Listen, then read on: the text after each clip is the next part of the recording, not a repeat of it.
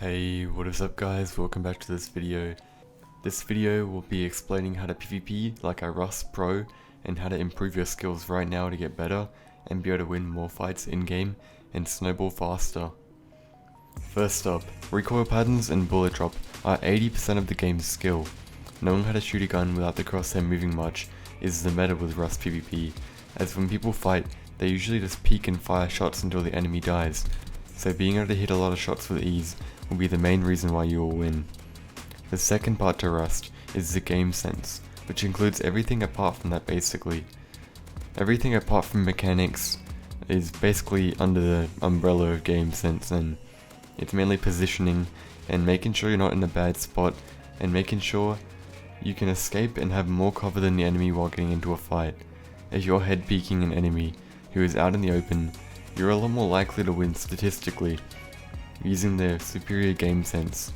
It's all about making the odds lean in your favor with every fight.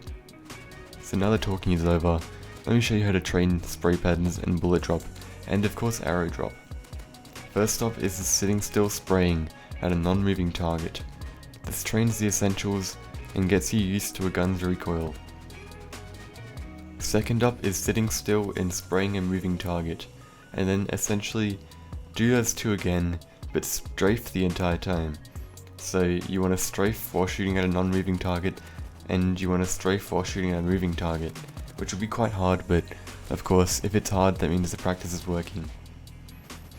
And that's going to train every single possible technique for spraying and having a good recoil pattern, and I would spend 15 minutes on each of them a day, which would be an hour all up of spray practice a day, which isn't too bad if you're very serious about getting better. Now for the bullet drop. 5.56 ammo moves a lot faster and therefore has a lot less drop, which means it won't fall as much when you shoot it. 5.56 ammo basically shoots and hits where you're looking at. It won't drop very much at all, which means that if you're aiming on the head, it'll pretty much hit the head no matter how far away they are, unless you go in like the hundreds of meters. And on the other hand, pistol ammo drops quite a bit, as it's a smaller bullet and it's usually shot by less powerful guns like SMGs and pistols, making it hit lower than we are aiming at longer ranges. Which means that when you're spraying the MP5, you don't want to aim at the target, you want to aim above it while you're doing the recoil pattern, and aiming above it will mean you hit a lot more shots. Now for the second part of Rust, game sense. Okay, not many people know what game sense is, let alone even train it, and it's quite difficult, but in other games they have special techniques they use to train their game sense to get better, and to make better decisions in-game to give themselves the advantage.